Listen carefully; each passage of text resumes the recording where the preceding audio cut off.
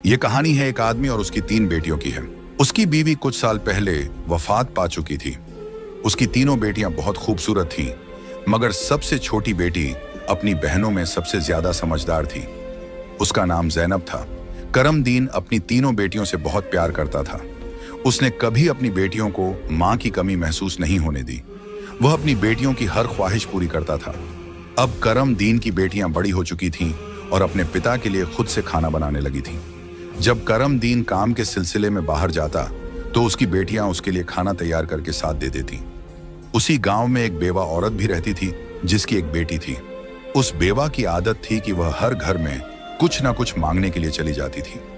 जब करमदीन की बेटियां अपने पिता के लिए खाना बनाती तो वह औरत अक्सर उसी समय उनके घर आग मांगने के लिए आ जाती। लेकिन करमदीन की सबसे छोटी बेटी ज़ैनब को वह बेवा औरत बिल्कुल भी अच्छी नहीं लगती थी। जब भी वह औरत उनके घर आती, ज़ैनब अपनी बहनों से कहती, यह औरत हमारे घर क्यों आती है? यह औरत बिल्कुल भी अच्छी नहीं है। बड़ी दोनों बहनें ज़ैनब को समझाती, देखो, यह बेवा औरत है और गरीब है। अगर हमारे घर से आग ले जाती है तो इसमें तुम्हारा क्या नुकसान है? ज़ैनब अपनी बहनों की बातें सुनकर चुप हो जाती, लेकिन वह कहती, देख लेना, यह औरत एक ना एक दिन हम सबके लिए मुसीबत खड़ी करेगी। यह सिलसिला यूं ही चलता रहा। वह औरत रोज उनके घर से आग लेने आती और मौका पाकर करमदीन के खाने में राख मिला देती। करमदीन ने जब अपने खाने में खराबी महसूस की तो उसने सोचा कि उसकी छोटी छोटी बेटियां खाना बनाती हैं, इसलिए उनसे कोई गलती हो जाती होगी। वह अपनी बेटियों से बहुत प्यार करता था और यह बात समझ नहीं पा रहा था कि उसकी बेटियां उसका खाना क्यों खराब कर रही हैं। फिर एक दिन करमदीन ने सोचा, आज मैं अपनी बेटियों पर नजर रखूंगा। आखिर मेरी बेटियां अचानक से मेरे खाने में क्या मिलाने लगी हैं? जब करमदीन की बेटियां खाना बनाने लगीं तो वह छुपकर उन्हें देखने लगा। उसकी बड़ी बेटी साफ पानी से चावल धो रही थी, छोटी बेटी सालन बना रही थी और सबसे छोटी बेटी ज़ैनब बर्तन साफ कर रही थी, जिन बर्तनों में खाना डाला जाना था। कुछ ही देर में खाना पककर तैयार हो गया। खाने में कोई खराबी नहीं थी। करमदीन परेशान था, लेकिन फिर अचानक उसने जो देखा उससे उसके पैरों तले जमीन खिसक गई। उसने देखा कि वही बेवा औरत उनके घर आग लेने आई है और उसकी छोटी बेटी ज़ैनब उससे बहस कर रही है। वहीं उसकी दूसरी बहनें ज़ैनब को समझा रही थीं, कोई बात नहीं ज़ैनब, ये बेवा औरत है, इसे आग लेने दो, बड़ी बहन ने कहा। लेकिन उस बेवा औरत ने आग लेने के बहाने नजरें बचाकर करमदीन के खाने में राख मिला दी और सारा खाना खराब कर दिया। यह देखकर करमदीन को बहुत गुस्सा आया। दूसरे दिन करमदीन ने उस बेवा औरत को अपने घर बुलाया और गुस्से में पूछा, तुम्हारी हिम्मत कैसे हुई मेरा खाना खराब करने की? वह औरत बड़ी नाटकीय अंदाज में करमदीन के पास आई और उसके सीने पर हाथ फेरते हुए कहने लगी, अरे, मैं तो यह देख रही थी कि तुम सच में अपनी बेटियों से प्यार करते हो या नहीं। खाना खराब होने पर तुम उन्हें डांटते हो या नहीं। लेकिन तुम तो बड़े अच्छे इंसान निकले, अपनी बेटियों से बहुत प्यार करने वाले। तुमने तो मेरी चोरी फौरन पकड़ ली। अब मुझे यकीन हो गया है कि तुम अपनी बेटियों से बहुत प्यार करते हो। आइंदा ऐसा कुछ नहीं होगा। करमदीन उसकी बातों और उसके नाटक पर यकीन करने लगा, क्योंकि वह बेवा औरत खूबसूरत थी। करमदीन उसके व्यवहार से प्रभावित होकर कुछ भी कहने की बजाय उसे अपनी पत्नी बनाने का फैसला कर बैठा। कुछ ही दिनों में उसने अपनी बेटियों की इजाजत के बिना उस बेवा औरत से शादी कर ली और उसे अपने घर ले आया। शादी के कुछ ही दिनों बाद वह बेवा औरत करमदीन की तीनों बेटियों से सख्त नफरत करने लगी। वह चाहती थी कि किसी भी तरह करमदीन की बेटियां इस घर से निकल जाएं। उसने उन्हें घर से निकालने के लिए तरह तरह के मंसूबे बनाने शुरू कर दिए। वह सोचती थी कि अगर बेटियां घर से चली जाएंगी तो वह और उसकी अपनी बेटी आराम से ऐश की जिंदगी जी सकेंगी। साथ ही करमदीन का पूरा ध्यान सिर्फ उसी और उसकी बेटी पर रहेगा। वह जानती थी कि करमदीन अपनी बेटियों से बहुत मोहब्बत करता है और उन्हें जरा भी दुखी नहीं देख सकता। उसकी अपनी बेटी हमेशा कीमती कपड़े पहनकर घूमती रहती थी, जिससे वह मॉडर्न लगती थी। लेकिन सौतेली मां ने करमदीन की तीनों बेटियों को घर का सारा काम करने पर मजबूर कर दिया। वह उन्हें ठीक से पेट भर खाना भी नहीं देती थी और धीरे धीरे उनकी दूसरी जरूरतें भी कम कर दी। तीनों बहनें हर समय दुखी रहने लगी। एक दिन 2 बड़ी बहनें रो रही थीं, तो ज़ैनब अपनी बड़ी बहनों के पास आई और कहने लगी, प्यारी बहनों, आओ हम तीनों कहीं बाहर चलें ताकि हमारा दिमाग फ्रेश हो जाए। फिर वह तीनों बहनें घर से निकल गईं और चलते चलते एक जंगल में जा पहुंची। वहां एक घने दरख्त के नीचे बैठकर वे रो रो कर अपनी मां को याद करने लगीं। इतने में उनके पास से एक अल्लाह वाले बुजुर्ग का गुजर हुआ। जैनब जमीन पर बैठी रो रही थी और कह रही थी, ऐ मेरे अल्लाह, हम मजलूम लड़कियां हैं और बहुत दुखी हैं। आप देख रहे हैं ना कि हमारी सौतेली माँ हम पर कितना जुल्म करती है। हम कितने दिनों से भूखे हैं। अल्लाह वाले बुजुर्ग पास ही खड़े होकर उनकी बातें सुन रहे थे। फिर वे जैनब से मुखातिब होकर बोले, बेटियों, तुम तीनों यहां इस दरख्त के नीचे रोज आती हो, तुम्हें क्या दुख है? तुम मुझे बता सकती हो? जैनब ने रोते हुए अल्लाह वाले बुजुर्ग को सारा वाकया सुना दिया। उनकी बात सुनकर बुजुर्ग को बहुत दुख हुआ। वे बोले, बेटी, यहां से थोड़ी दूरी पर मेरी झोंपड़ी है। मैं वहां रहता हूं और इबादत करता हूं। मेरी झोंपड़ी के बाहर एक अनार का दरख्त लगा है जिस पर पके हुए अनार लगे हुए हैं। तुम जाओ और उस दरख्त से जितने मर्जी अनार तोड़कर खा लो। यह सुनकर तीनों लड़कियां खुशी खुशी उस झोंपड़ी के पास पहुंची। उन्होंने देखा कि दरख्त पर बहुत ही खूबसूरत और रसीले अनार लगे हुए हैं। तीनों ने एक एक अनार तोड़ा और बैठकर मजे से खाने लगी। जब उनका पेट भर गया तो उन्होंने बुजुर्ग का शुक्रिया अदा किया और घर वापस आ गईं। इसके बाद जब उनकी सौतेली माँ उन्हें खाना नहीं देती तो वे रोज जंगल जाती और उन अनारों को खाकर अपना पेट भर लेती। धीरे धीरे उन्होंने अपनी माँ का दिया हुआ खाना बिल्कुल छोड़ दिया। अब उनकी सौतेली माँ सोचने लगी, मैं इन लड़कियों को खाने को कुछ नहीं देती। मैं इनसे इतना काम करवाती हूँ, उन्हें जलील करती हूँ, फिर भी इनके चेहरे पर एक अजीब सी चमक है।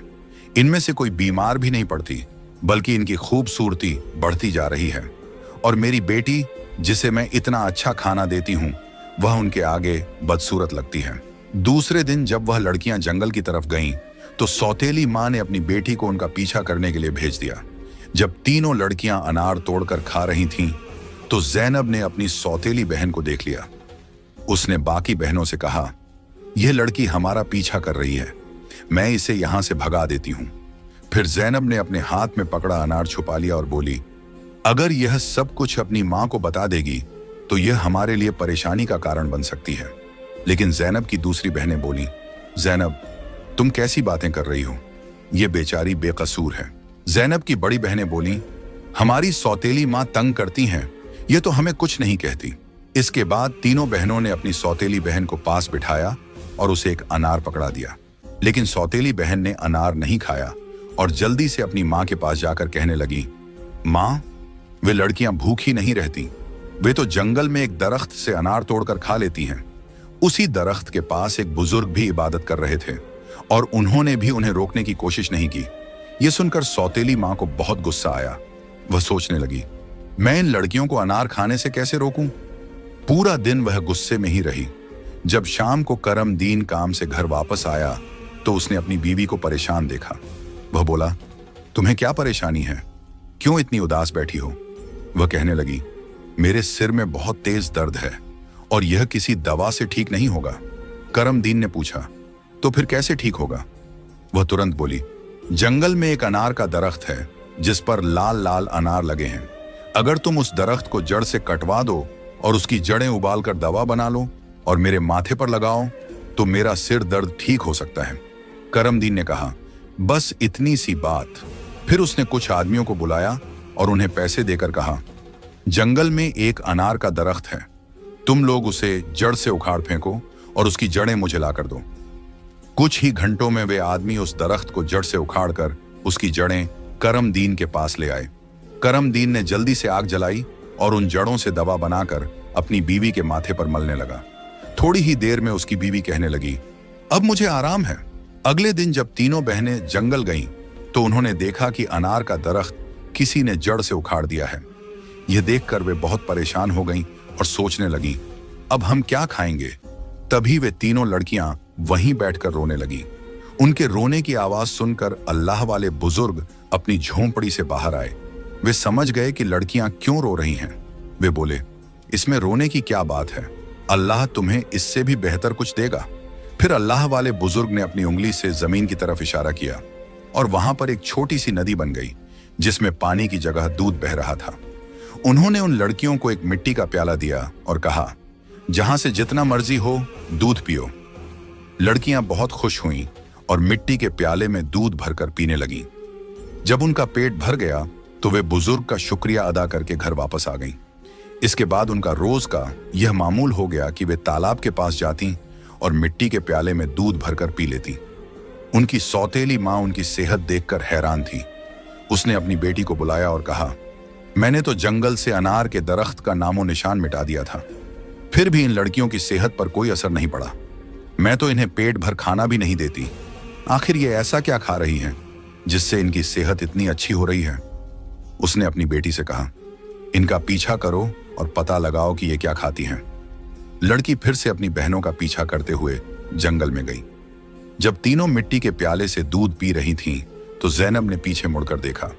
उसने अपनी सौतेली बहन को चुपचाप खड़ा देखकर बाकी बहनों से कहा, देखो ये लड़की फिर हमारा पीछा कर रही है। जैनब ने अपनी बहनों से कहा, तुम लोग जल्दी उठो और इसे यहां से भेजो, क्योंकि अगर इसने हमारे तालाब को देख लिया तो यह घर जाकर सब बता देगी और फिर घर में हंगामा खड़ा हो जाएगा। लेकिन जैनब की बड़ी बहनों ने उसे डांटते हुए कहा, तुम्हारा आखिर मसला क्या है? माना कि हमारी सौतेली माँ हम पर जुल्म करती है, लेकिन इसमें इस बेचारी का क्या कसूर? जैनब यह सुनकर चुप हो गई।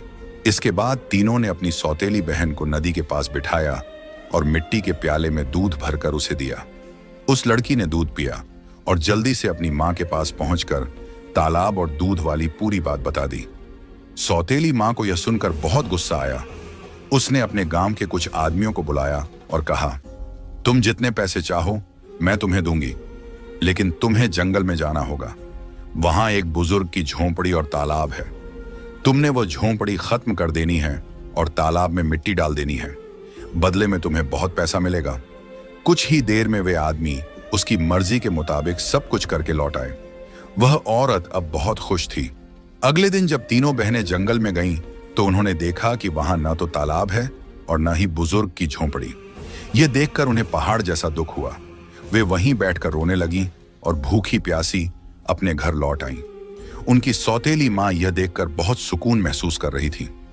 एक दिन वह फिर बीमारी का बहाना बनाकर लेट गई।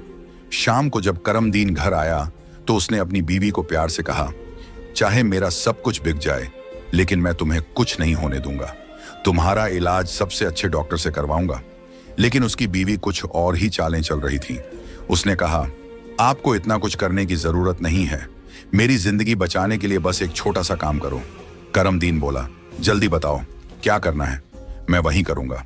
उसकी बीवी बोली, तुम अपनी तीनों बेटियों का खून निकालकर मेरे हाथों और पैरों की हथेलियों पर मल दो, तभी मैं ठीक हो सकती हूं। यह सुनकर करमदीन की आंखों में आंसू आ गए, क्योंकि वह अपनी बेटियों से बेहद मोहब्बत करता था। वह चुपचाप कमरे से बाहर निकला और अपनी बेटियों को ढूंढने लगा, लेकिन बेटियां घर में नहीं थीं। वह परेशान होकर उन्हें ढूंढते ढूंढते कब्रिस्तान पहुंचा। वहां उसने देखा कि उसकी तीनों बेटियां अपनी मां की कब्र के पास बैठकर रो रही हैं। यह देखकर करमदीन का दिल कांप गया।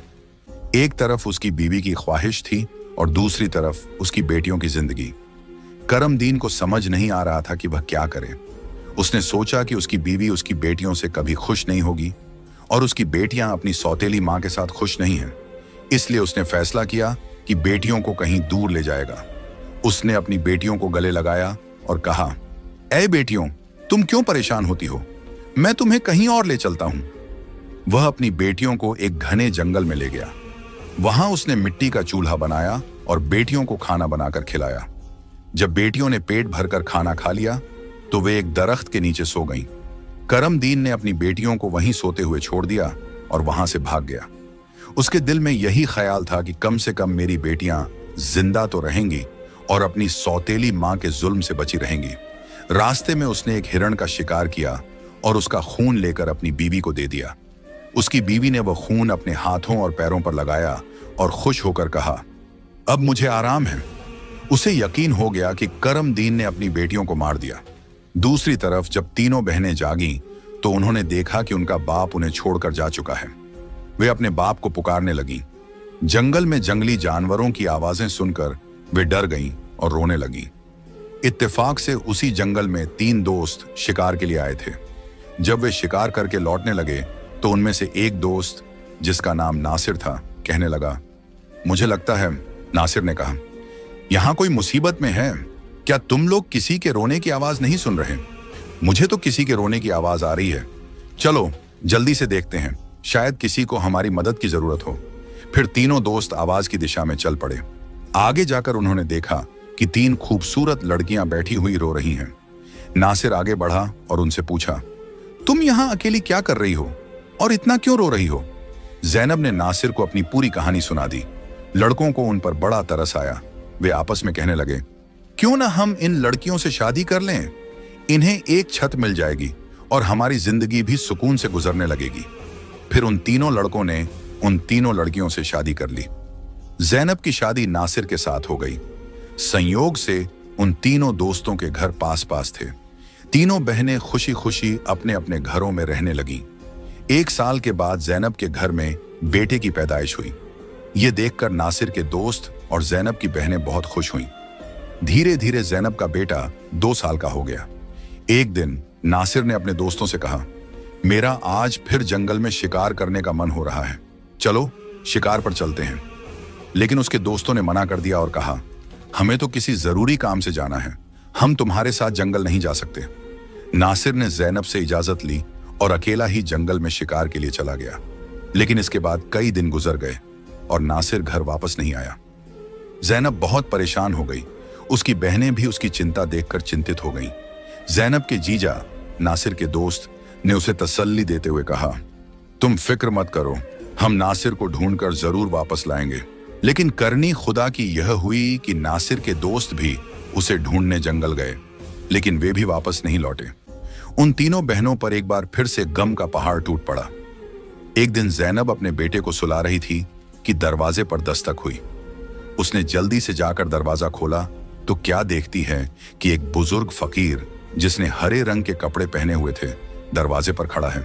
जैनब उसे देखकर बोली, बाबा, मेरा शौहर घर पर नहीं है, मैं आपको घर में आने की इजाजत नहीं दे सकती। जब मेरा शौहर आएगा तब आप आ जाना। उस पर फकीर बोला, बेटी, मुझे बहुत भूख लगी है, किसी भूखे को खाना खिलाने में क्या हर्ज है। जैनब ने मजबूरी में उस फकीर को घर में बुला लिया और उसके लिए खाना बनाने लगी। लेकिन वह जादूगर फकीर बुरी नजरों से जैनब को देखता रहा। फिर वह जादूगर उठकर जैनब के करीब आया और बोला, सुनो लड़की, तुम मुझे बहुत अच्छी लगती हो, अपने बेटे को छोड़ दो और मुझसे शादी कर लो। जैनब डर के मारे कांपने लगी और बोली, बाबा, आप कैसी बातें कर रहे हैं? मैं शादीशुदा हूं और एक बच्चे की मां हूं, आपकी हिम्मत कैसे हुई ऐसा कहने की? यह सुनकर जादूगर फकीर को गुस्सा आ गया। उसने अपने जादू से जैनब को कुतिया बना दिया और उसके गले में रस्सी डालकर खींचते हुए ले जाने लगा। इधर जैनब का बेटा जोर जोर से रो रहा था। जैनब की बहनों ने जब उसके बेटे के रोने की आवाज सुनी तो वे भागती हुई उसके घर आईं। उन्होंने जल्दी से जैनब के बेटे को गले लगाया और अपनी बहन को घर में ढूंढने लगी। लेकिन उन्हें जैनब कहीं नजर नहीं आई। उनकी सौतेली मां के बाद अब जैनब भी गायब हो चुकी थी। वक्त इसी तरह गुजरता रहा। अब जैनब को गुम हुए भी 14 साल का लंबा वक्त गुजर चुका था। इस दौरान जैनब का बेटा जवान हो चुका था। उसे उसकी दोनों खालाओं ने मिलकर पाला था। एक दिन जैनब की खालाओं ने उसे उसकी मां के बारे में सारी सच्चाई बताई। यह सुनकर वह बहुत परेशान हो गया और बोला, खाला, आज मैं अपने माँ बाप को जरूर ढूंढने जाऊंगा। उसकी खालाओं ने उसे समझाते हुए कहा, बेटा, जो होना था वह हो चुका, जिन्हें जाना था वे चले गए। अब हम तुम्हें नहीं खोना चाहती। हमारे शौहर भी जंगल गए थे और वे भी कभी वापस नहीं आए। अगर तुम भी चले गए तो हम किसके सहारे जीएंगी? लेकिन लड़के ने कहा, खाला, आप फिक्र मत कीजिए, मैं अपने बाप और बाकी सबको ढूंढकर वापस जरूर लाऊंगा। फिर वह लड़का जंगल की तरफ निकल पड़ा।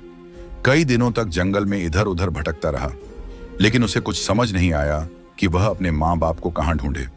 इसी तरह तलाश करते करते वह एक ऐसे इलाके में पहुंचा जो पूरी तरह पत्थरों का इलाका था। वहां उसने पत्थर की इमारतें देखीं और एक खूबसूरत छोटा सा पत्थर का घर देखा।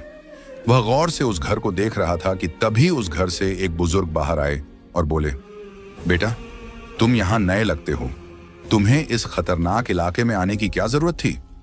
लड़के ने जवाब दिया, बाबा जी, मैं अपने माँ बाप और ताया जी को ढूंढने के लिए यहां आया हूं। मेरी माँ को एक जादूगर ने कुतिया बनाकर अपने साथ ले गया था।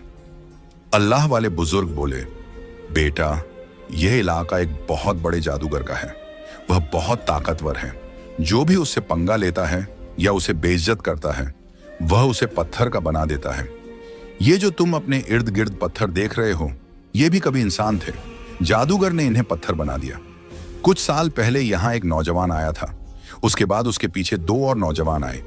जादूगर ने उन्हें पेड़ और पत्थर में बदल दिया और उसने एक नेक पाकीज़ा लड़की को भी 12 साल से कैद करके रखा है। वह जादूगर उस लड़की से शादी करना चाहता है, लेकिन वह लड़की किसी भी तरह मान नहीं रही। बुजुर्ग की बातें सुनकर लड़का सोचने लगा, यकीनन यह लड़की मेरी माँ है और ये लोग मेरे ही परिवार के लोग हैं। आखिरकार मैंने अपनों को ढूंढ ही लिया। इसके बाद लड़के ने बुजुर्ग को अपनी सारी कहानी बताई और कहा, बाबा जी, आप मेरी मदद करें। इन लाचार लोगों को बचाने का कोई तरीका बताएं। बुजुर्ग, जिनकी झोंपड़ी को कभी ज़ैनब की सौतेली माँ ने जला दिया था, मुस्कुराए और बोले, बेटा, अल्लाह हमेशा नेक दिल वालों की मदद करता है। तुम्हें हिम्मत नहीं हारनी चाहिए। अल्लाह वाले बुजुर्ग मजबूरन इस खतरनाक इलाके में आकर रहने लगे। उन्होंने लड़के से वादा किया, मैं तुम्हारा साथ जरूर दूंगा। बुजुर्ग सोचने लगे, क्या पता इस लड़के की मां को छुड़वाने से बाकी कैदियों को भी जादूगर की कैद से आजादी मिल जाए। बुजुर्ग ने बाकी गांव वालों को बताया, यह मेरा पोता है जो दूसरे गांव से मुझसे मिलने आया है। जब जादूगर को शक हुआ कि गांव में कोई नया लड़का आया है, तो वह तुरंत अल्लाह वाले बुजुर्ग के पास पहुंचा और पूछने लगा, यह कौन है? बुजुर्ग ने जवाब दिया, यह मेरा पोता है। इस तरह जादूगर और लड़के की मुलाकात हुई। लड़का अपनी पहचान छुपाकर जादूगर से मिलने लगा। जादूगर ने लड़के को देखकर कहा, तुम बहुत समझदार लगते हो और अपने दादा की तरह नेक और मासूम हो। कल तुम मेरा एक काम करोगे। मैं तुम्हें एक इमारत में भेजूंगा जहां एक लड़की को मेरा पैगाम देना है। मैं उससे शादी करना चाहता हूं। लड़का समझ गया कि वह अपनी मां से मिलने जा रहा है। वह बहुत खुश हुआ और सोचने लगा कि वह अपनी मां के लिए फूल ले जाएगा। उसने योजना बनाई कि वक्त आने पर वह अपनी मां को पहचानने के लिए अपनी पहचान जाहिर करेगा।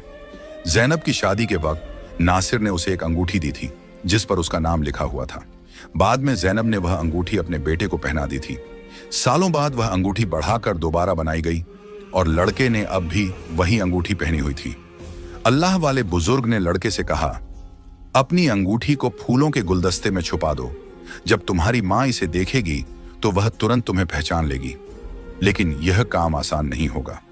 जादूगर ने ज़ैनब की निगरानी के लिए एक चौकीदार तैनात कर रखा है जो हर वक्त सख्ती से नजर रखता है। जादूगर अल्लाह वाले बुजुर्ग की बहुत इज्जत करता था और उनके पोते को नेक समझता था।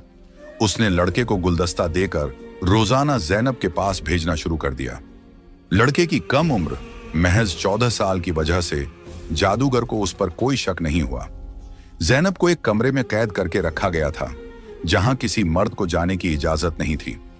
लड़का रोजाना गुलदस्ता लेकर ज़ैनब के पास जाता और वहां जादूगर की एक दासी हमेशा ज़ैनब के साथ रहती। एक दिन किस्मत ने लड़के का साथ दिया। ऐसा मौका मिला जब कमरे में ज़ैनब के सिवा कोई नहीं था। लड़के ने जल्दी से अपनी उंगली से अंगूठी उतारी और फूलों के गुलदस्ते में छुपाकर ज़ैनब के कदमों में रख दिया। जैसे ही गुलदस्ता जमीन पर रखा, अंगूठी की आवाज हुई। ज़ैनब ने हैरानी से गुलदस्ता उठाया और फूलों में बंधी अंगूठी को पहचान लिया। यह वही अंगूठी थी जो उसने सालों पहले अपने बेटे को पहनाई थी। ज़ैनब की नजरें फौरन गुलदस्ता लाने वाले लड़के की तरफ उठीं। दोनों की नजरें मिलते ही हकीकत साफ हो गई। जादूगर ने ज़ैनब को कैद कर रखा था, लेकिन उसका बेटा अपनी मां को आजाद कराने का मंसूबा बनाने लगा। ज़ैनब ने जादूगर से शादी की रजामंदी जताई और उसकी ताकत का राज मालूम किया। जादूगर ने बताया कि उसकी जान एक तोते में है जो एक पिंजरे में बंद है और एक घने जंगल के दरख्त के नीचे सख्त पहरे में रखा गया है। ज़ैनब ने यह राज अपने बेटे को बताया, लेकिन उसे खतरे से बचाने के लिए जाने से मना किया। फिर भी बेटे ने अपनी मां को यकीन दिलाया कि वह कामयाब होकर लौटेगा। कई दिनों की मशक्कत के बाद वह जंगल में पहुंचा। एक मौका देखकर उसने तोते को पिंजरे से निकाल लिया और जादूगर की इमारत तक वापस ले आया। जादूगर उसे देखकर तोते की वापसी की भीख मांगने लगा। लड़के ने चालाकी से जादूगर से सभी कैदियों को आजाद करवाया। इसके बाद उसने तोते के पंख खींचे, जिससे जादूगर की ताकत खत्म हो गई। अंत में उसने तोते की गर्दन मरोड़ दी, जिससे जादूगर मर गया। लड़के ने अपनी मां ज़ैनब, पिता नासिर और बाकी सभी कैदियों को आजाद कराया। फिर वह सब अल्लाह वाले बुजुर्ग के पास पहुंचे।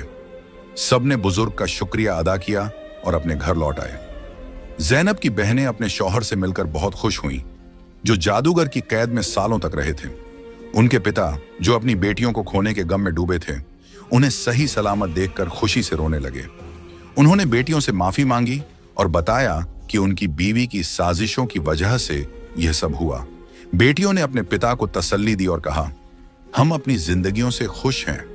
उनके पिता ने बताया कि उनकी सौतेली मां, जो उन पर जुल्म करती थी, एक गंदी बीमारी का शिकार होकर इस दुनिया से चली गई। इसके बाद सब ने खुशी और सुकून के साथ अपनी जिंदगी गुजारनी शुरू की।